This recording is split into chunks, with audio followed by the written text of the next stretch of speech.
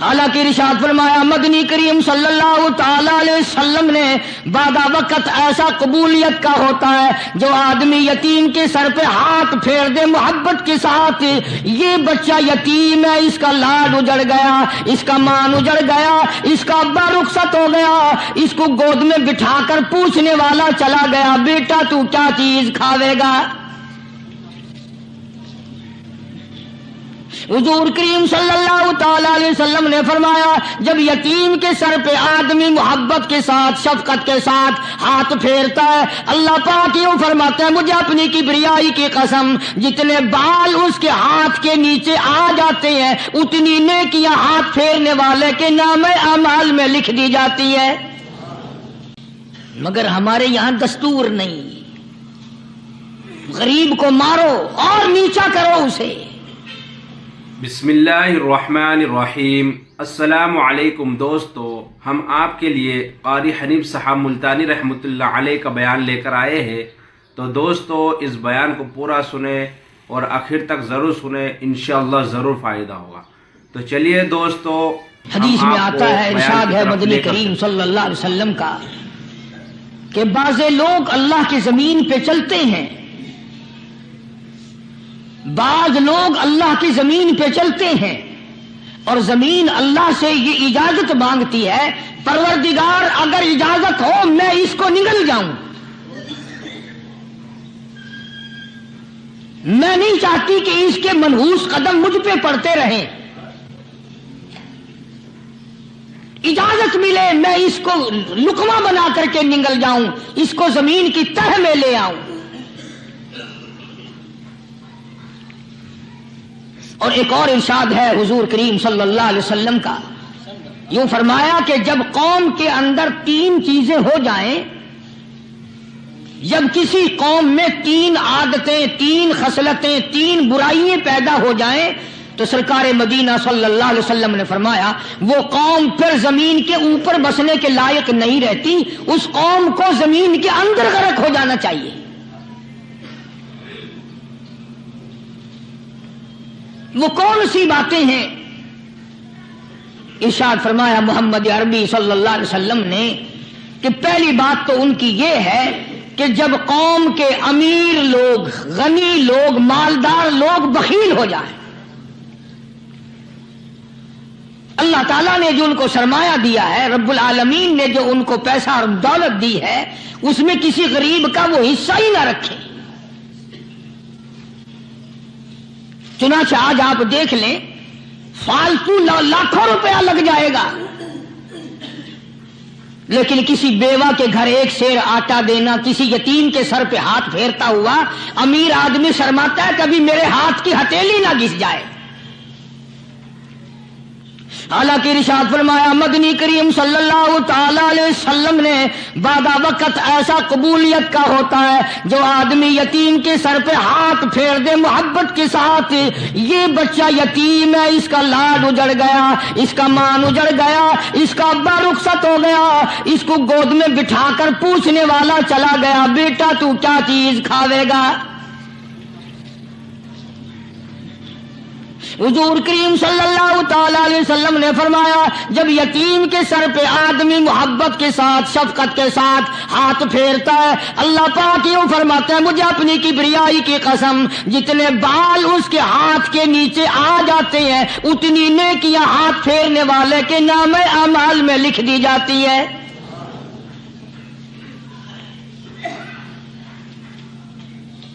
مگر ہمارے یہاں دستور نہیں، غریب کو مارو اور نیچا کرو اسے۔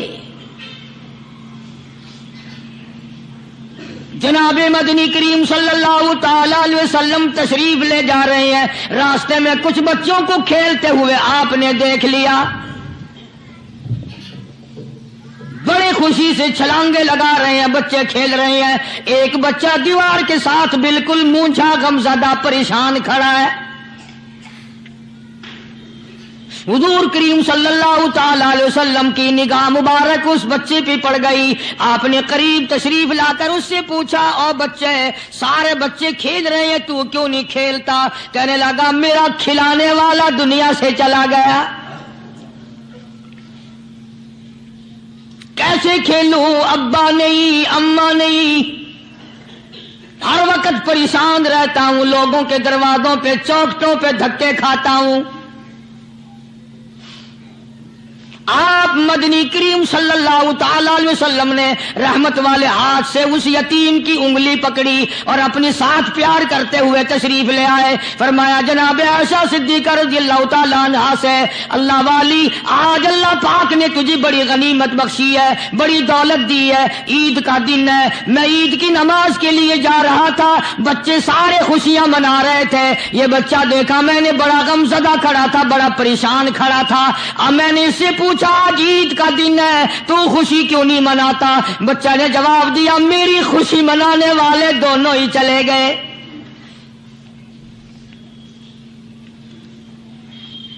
آج اللہ نے یہ موقع بخشا ہے، اسے نہلا دھلا، اس کو نئے کپڑے پہنا، معصوم بچے کے سر پہ ہاتھ پھیرتے ہوئے فرمایا بیٹا گھبرانا، یہ عائشہ صدیقہ تیری اماں ہے، میں محمد الرسول اللہ آج سے تیرا ابا بن گیا ہوں۔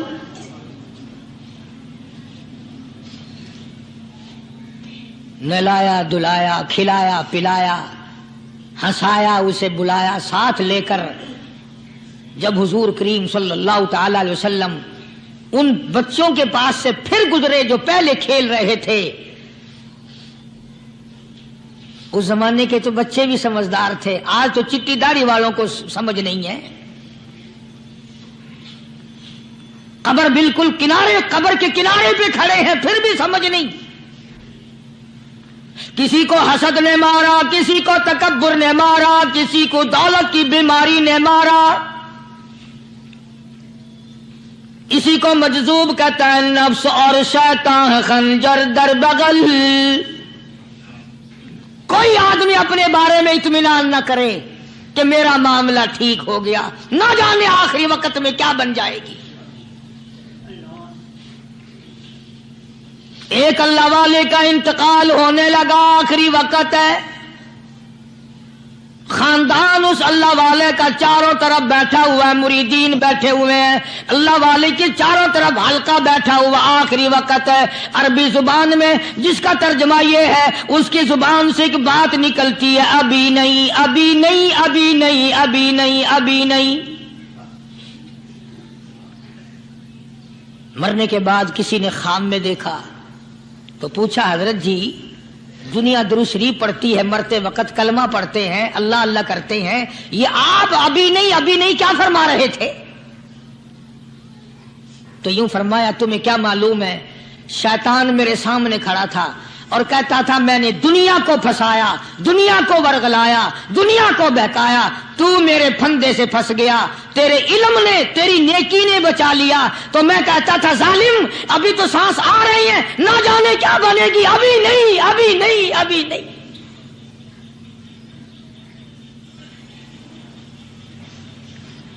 اسی کو مجذوب کہتا ہے، کیا معلوم کیا بن جائے گا، کس حال میں دم نکلے گا، رات کو کیا ہو جائے گا، دن کو کیا بن جائے گا۔ فرمایا نفس اور شیطان ہے خنجر در بغل، نفس اور شیطان ہے خنجر در بغل، وار ہونے کو ہے اے غافل سنبھل۔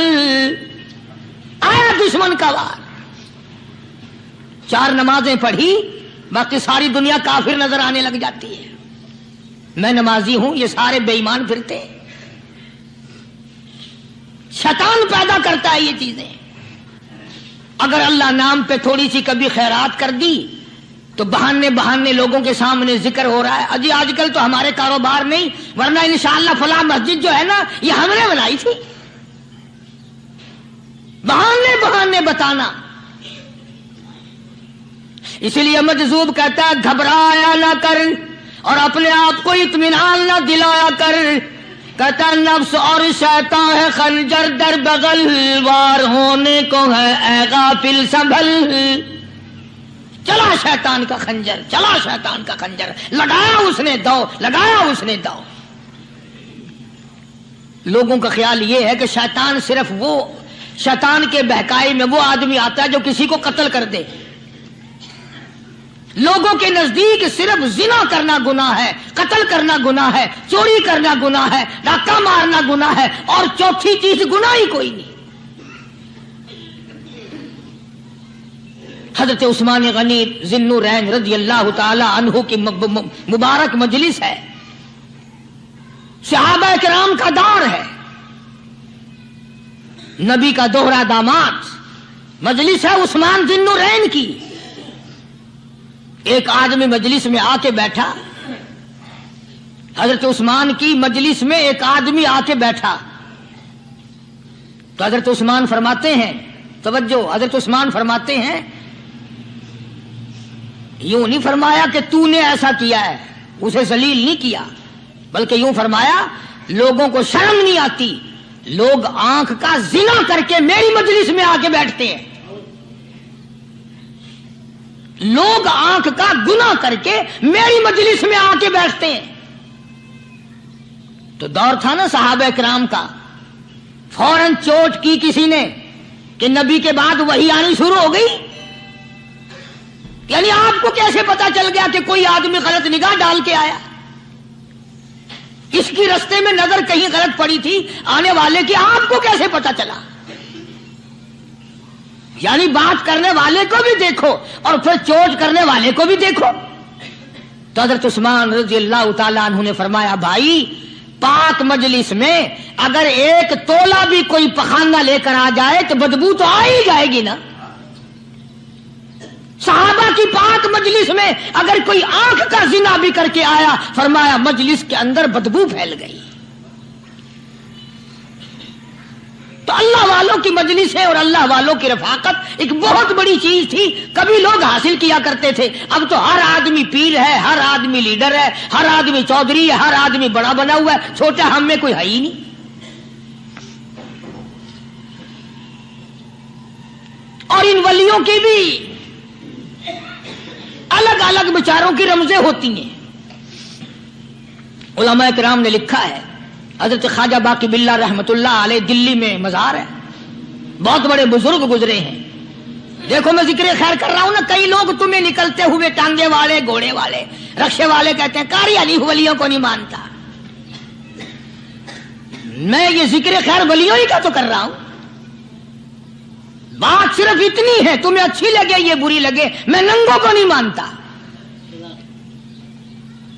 میرے نزدیک ولی وہ ہے جس کی رگ رس سے، نس نس سے، خون کے قطرے قطرے سے، ہر ادا سے، ہر سنت سے، ہر طریقے سے محمد عربی صلی اللہ علیہ وسلم کی سنت زندہ ہوتا ہو۔ میں اس کو ولی نہیں مانتا جو کپڑوں سے ننگا پھرتا ہو۔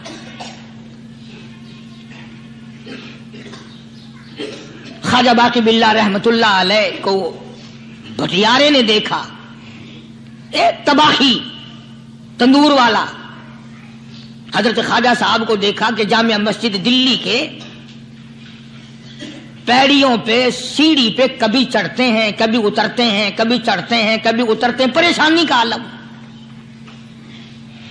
تو تباہی تو ضرور تھا، بھٹیارا تو تھا، مگر تھا تو دلی کا۔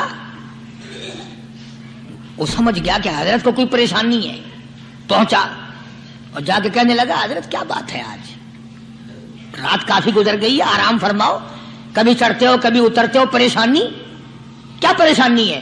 فرمایا 4 مہمان ہیں، کھانا کھلانا ہے، میرے پلے کچھ نہیں۔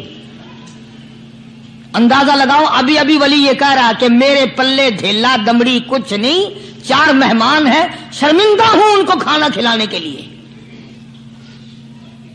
تو وہ کہنے لگا، حضرت یہ کون سی فکر کی بات ہے، میں بھی لاتا ہوں۔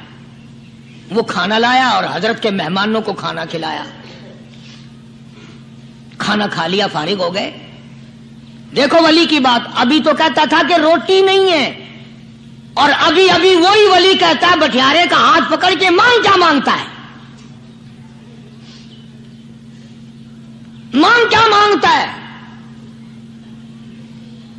اب تیرے جیسا اگر وہاں ہوتا تو کہتا کہ جی کوئی گورنری سرونری دلاؤ، اسمبلی کی ممبری دلاؤ، کوئی تھوڑے علاقے کا ڈھیر سیاح ہو گیا تو آخیا کہ جی میں کو بئی پر نہ دو، پہلی پرانی تھی گئی ہے ہوں میں کو کوئی نوی لاوی چا پر نہ ہو۔ یہ شے منگنی ہے اور کیا منگیا؟ خواجہ باقی باللہ رحمت اللہ علیہ بٹیارے کا ہاتھ پکڑے کھڑے ہیں، فرمانے لگے مانگ کیا مانگتا ہے؟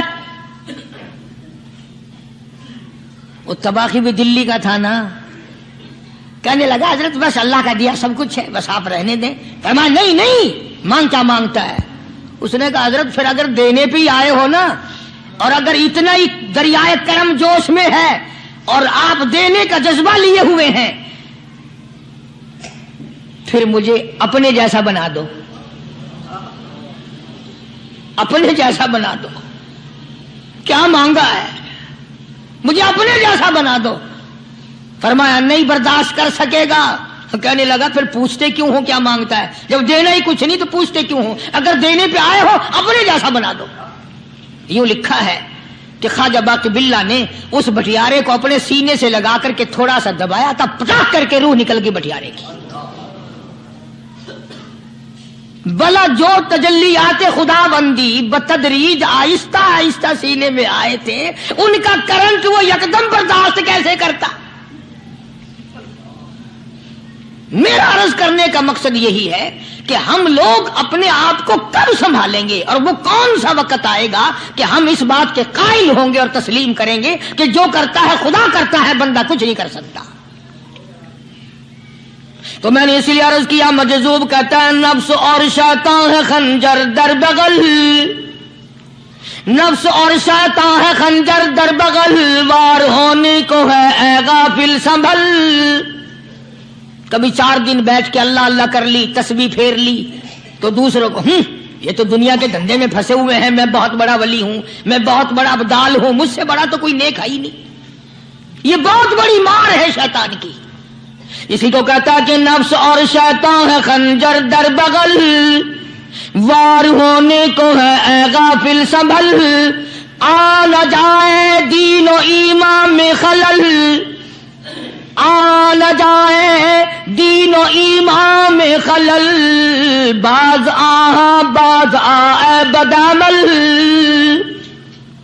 کچھ تو سوچ، کس کی تو پیداوار ہے؟ کس نے تجھے بنایا؟ کس نے تجھے یہ آنکھیں دی؟ کس نے یہ لب دیے؟ کس نے یہ دل دیا؟ کس نے یہ دماغ دیا؟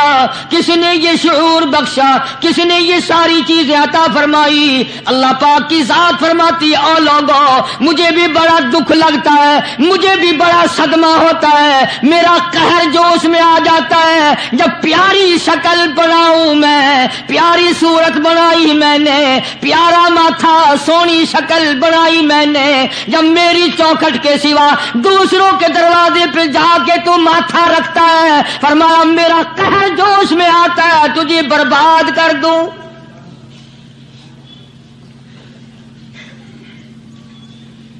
سب کچھ میں نے دیا، سب کچھ میں نے بخشا، اور پھر بھی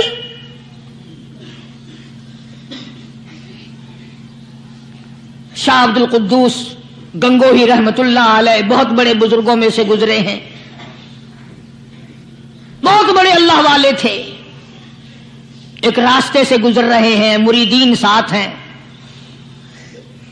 حلقہ ساتھ ہے، راستے میں ایک گندگی کا ڈھیر پڑا ہوا تھا، بدبو آ رہی تھی۔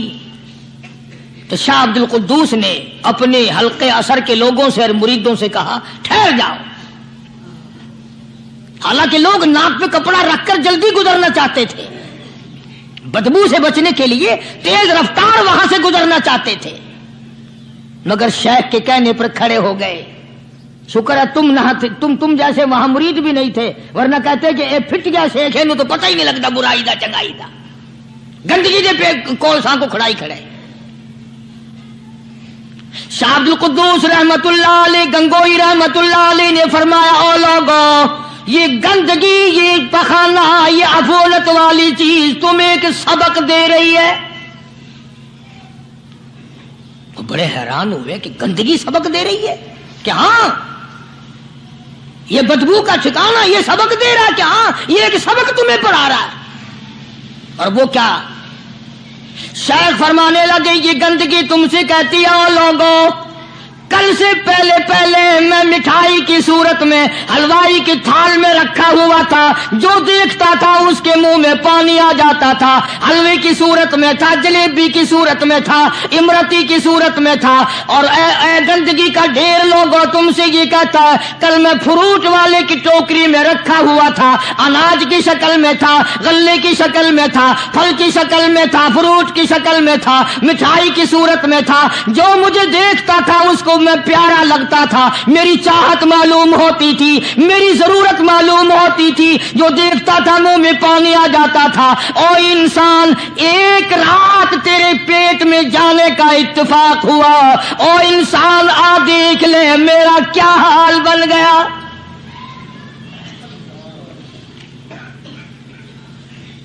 ایک رات تیری صحبت میں رہا ہوں، ایک رات تیرے اندر ٹھہرنے کا اتفاق ہوا، دیکھ میرا کیا حال بن گیا۔ ہر شخص مجھ سے نفرت کرتا ہے، مجھ سے بدبو کی وجہ سے نفرت کرتا ہے، ناک پہ کپڑا رکھتا ہے، میرا کیا حال بن گیا۔ اور بندے، تجھے 40 50 60 سال گزر گئے، تو نے اپنے اندر خوشبو پیدا کرنے کی کوشش نہ کی۔ دوستو، امید کرتا ہوں کہ آپ حضرات نے اس بیان کو پورا سنا ہوگا۔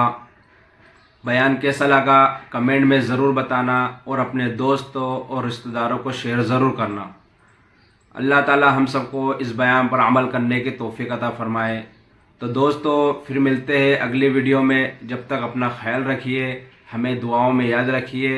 السلام علیکم ورحمۃ اللہ وبرکاتہ۔